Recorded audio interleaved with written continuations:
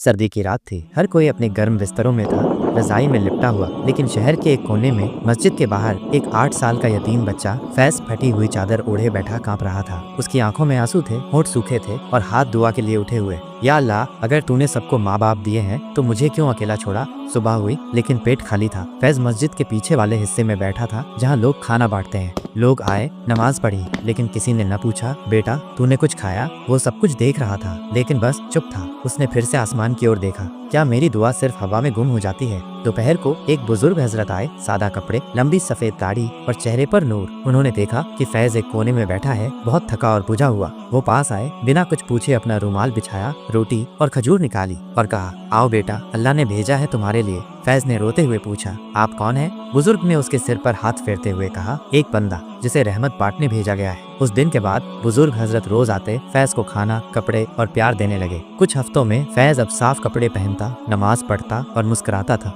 एक दिन बुजुर्ग बोले, बेटा अगर तू चाहे तो तू मेरे साथ रह सकता है। मैंने भी कभी अपने बेटे को खोया था। फैज की आंखें फिर भर आईं, लेकिन इस बार आंसू अकेलेपन के नहीं थे, शुक्र के थे। फैज अब उस बुजुर्ग के साथ एक नए घर में था। हर रोज फजर की नमाज के बाद वो कहता, या अल्लाह, तूने मेरी सुनी, मुझे अब मेरा बाबा मिल गया। जो सच्चे दिल से दुआ करता है, अल्लाह उसका जवाब जरूर देता है। कभी मत सोचो कि अल्लाह नहीं सुनता, वो सबसे बेहतर वक्त पर जवाब देता है। बस सब्र रखो और दुआ करो। Subscribe, like, share for more inspiring Islamic stories.